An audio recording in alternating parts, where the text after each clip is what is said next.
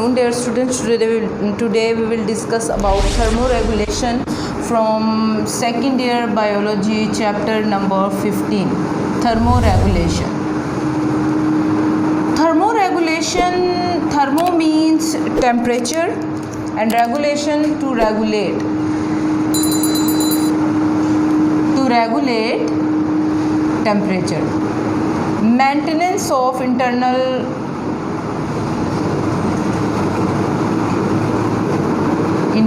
body temperature. हमने सबसे पहले इस चैप्टर में ऑस्मो रेगुलेशन डिस्कस किया, फिर एक्सक्रीशन, और अब हमारे पास है थर्मो रेगुलेशन। अब हम यहाँ पे सबसे पहले डिस्कस करते हैं thermo regulation in plants. Very important long question, thermo regulation in plants.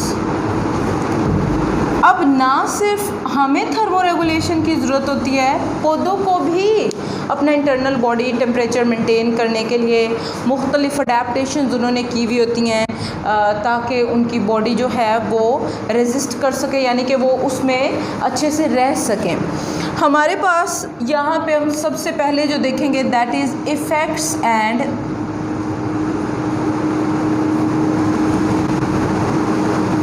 adaptations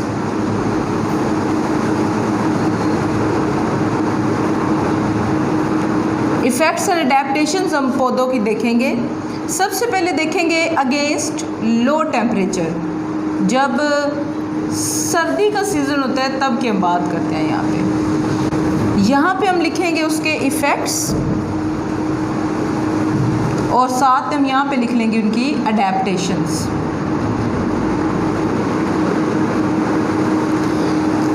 Now if we talk about effects, आपको बच्चों पता ही होगा कि सेल मेम्ब्रेन के अंदर हमारे पास मौजूद होते हैं लिपिड्स।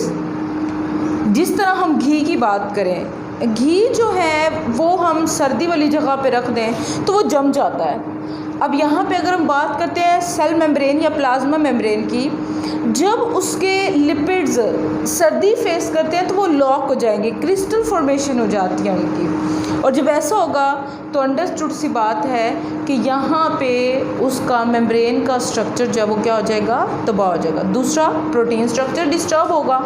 सेल मेम्ब्रेन का जब स्ट्रक्चर तबाह होता है तो जाहिर है उसके लिपिड्स ख़राब हो रहे हैं और साथ में क्रिस्टल फॉर्मेशन, लिपिड्स की क्रिस्टल फॉर्मेशन है। और दूसरा हमारे पास है lipid crystal formation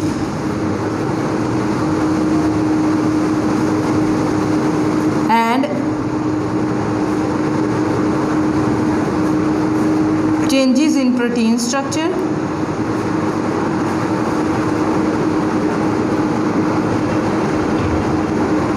and plasma membrane structure। Plasma membrane और प्रोटीन स्ट्रक्चर में चेंजेस आना। अब इसके लिए अडेप्टेशंस क्या होती हैं? पौधे अपने अंदर ऐसी कौन सी चीज़ें करते हैं जिसके बाद वो इन दो चीज़ों से बच सकते हैं? ये क्या करते हैं? Highly unsaturated fatty acids, unsaturated fatty acids, fatty acid से मिलकर लिपिड्स बनते हैं। So highly unsaturated fatty acid से मिलकर जब प्लाज्मा मेम्ब्रेन बनती है, they are adapted to form plasma membrane made up of highly unsaturated fatty acid. जब हाईली अनसैचुरेटेड फैटी एसिड से हमारे पास प्लाज्मा मेम्ब्रेन बनी हुई होगी तो अंडरस्टूड सी बात है वो जमेगी नहीं। सो अनसैचुरेटेड फैटी एसिड है जहाँ पे वो जमते नहीं हैं। अब दूसरा हमारे पास ज़ाहिर है अनसैचुरेटेड फैटी एसिड जमेंगे ही नहीं और वो नॉर्मल अपने स्ट्रक्चर पे गए। दूसरा हमारे पास क्रिस्टल फॉर्मेशन है। क्रिस्टल फॉर्मेशन, क्रिस्टल फॉर्मेशन के नतीजे में हमारे पास क्या होता है? Perforation of plasma membrane. Plasma membrane के अंदर सुराख हो जाते हैं। जब प्लाज्मा मेम्ब्रेन के अंदर सुराख हो जाएंगे तो अंडरस्टूड सी बात है सेल ज़िंदा नहीं रह सकता, क्योंकि हमें पता है कि सेल तब डाई कर जाता है, मर जाता है जब उसकी प्लाज्मा मेम्ब्रेन डिस्टर्ब होती है। तो इसके लिए ये अपने जो साइटोप्लाज्म होता है उसके सोल्यूट में यानी साइटोसोल में चेंजेस लेके आते हैं, सोल्यूट में चेंजेस लाएगा, जिसकी वजह से साइटोसोल जो होता है बिकम सुपर कूल। साइटोसोल क्या हो जाता है? Become super cool. Super cool का मतलब क्या है कि वो बर्फ़ ही बनेंगे, लेकिन वो बहुत सॉफ्ट सी बर्फ़ बनती है, वो क्रिस्टल वाली बर्फ़ नहीं होती जो नुकसान पहुंचा सके।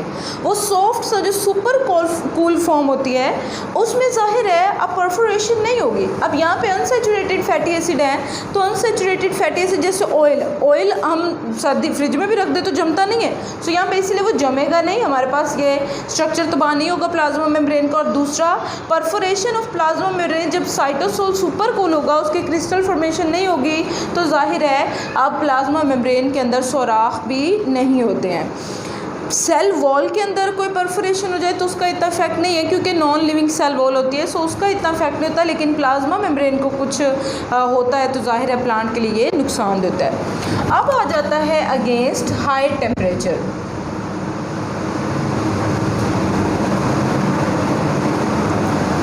हाई टेम्परेचर में जो अगर हम बात करते हैं इफ़ेक्ट्स की, तो पहला इफ़ेक्ट जो है that is denaturation of enzymes. आपको पता है एंजाइम हाई टेम्परेचर में डीनेचर हो जाते हैं, उनका स्ट्रक्चर तबाह हो जाता है, और जब स्ट्रक्चर ही तबाह हो गया तो अंडरस्टूड सी बात है वो एंजाइम्स अपना नॉर्मल फंक्शन परफॉर्म नहीं कर सकते हैं, बल्कि फंक्शन परफॉर्म नहीं करेंगे। सो यहाँ पे इस डीनेचुरेशन से बचने के लिए प्लांट्स के अंदर मौजूद होते हैं heat shock proteins. Plants are adapted to have heat shock proteins. Important short question है ये, heat shock proteins. Heat shock proteins करती क्या हैं? ये इन एंजाइम्स को और प्रोटीन्स को एम्ब्रेस कर लेते हैं, यानी कि उनकी साइडों पे उसको इस तरह जाके एक उनकी साइडों पे एक वॉल टाइप बना लेंगे ताकि उनको प्रोटेक्ट कर सकें। अब जाहिर है जितना मर्जी हाई टेम्परेचर होता जाए, इन्होंने क्या करना है, हीट शॉक प्रोटीन्स ने उसको बर्दाश्त करना है और पौधों के एंजाइम्स को और दूसरे प्रोटीन्स को डीनेचर होने से बचाना है ताकि वो अपना नॉर्मल फंक्शन परफॉर्म कर सकें। ये पहला इफेक्ट था डीनेचुरेशन ऑफ एंजाइम। और जो दूसरा इफेक्ट होता है हाई टेम्परेचर का दैट इज़ डिहाइड्रेशन। पानी की किल्लत हो जाती है जब कभी हमारे पास हाई टेम्परेचर होता है, पौधों के अंदर डिहाइड्रेशन हो जाती है, ये ड्राई कंडीशंस हाई टेम्परेचर। तो उस कंडीशन में पौधे करते हैं एवेपोरेटिव कूलिंग। एवेपोरेटिव कूलिंग, आपने ट्रांसपायरेशन का नाम यकीनन सुना होगा, जिसमें वाटर पौधे के अंदर से निकलता है इन द फॉर्म ऑफ या वेपोरेशन कूलिंग। वेपोरेटिव कूलिंग उनके अंदर होती है, वेपर्स की फॉर्म में इनकी प्लांट्स के अंदर से वो पानी निकलता रहता है। जब गर्म मौसम होता है तो पानी ज़्यादा निकलता है, लेकिन जब बहुत एक्सट्रीम हो जाता है तो स्टोमेटा क्लोज हो जाते हैं। अब यहाँ पे वो एवेपोरेटिव वेपर्स की फॉर्म में जब पानी निकलता रहता है तो वो पौधे के अंदर कूलिंग का बायस बनते हैं और इस तरह पौधे जो हैं वो प्रोटेक्ट रखते हैं ख़ुद को अगेंस्ट हाई टेम्परेचर, ताकि उनके अंदर डिहाइड्रेशन ना हो, स्टोमेटा क्लोज हो जाते हैं और पानी को बाहर निकलने से बचाया जाता है। सो ये बच्चों हमारे पास कुछ इफ़ेक्ट्स और अडेप्टेशंस थी पौधों के अंदर against low temperature and high temperature. Low temperature सर्दियों में होता है, हाई टेम्परेचर गर्मियों में होता है। ना सिर्फ जानवरों को बल्कि पौधों को भी ज़रूरत होती है थर्मो रेगुलेशन की। इंपॉर्टेंट लॉन्ग क्वेश्चन है ये, and this is all about today's lecture. Thank you.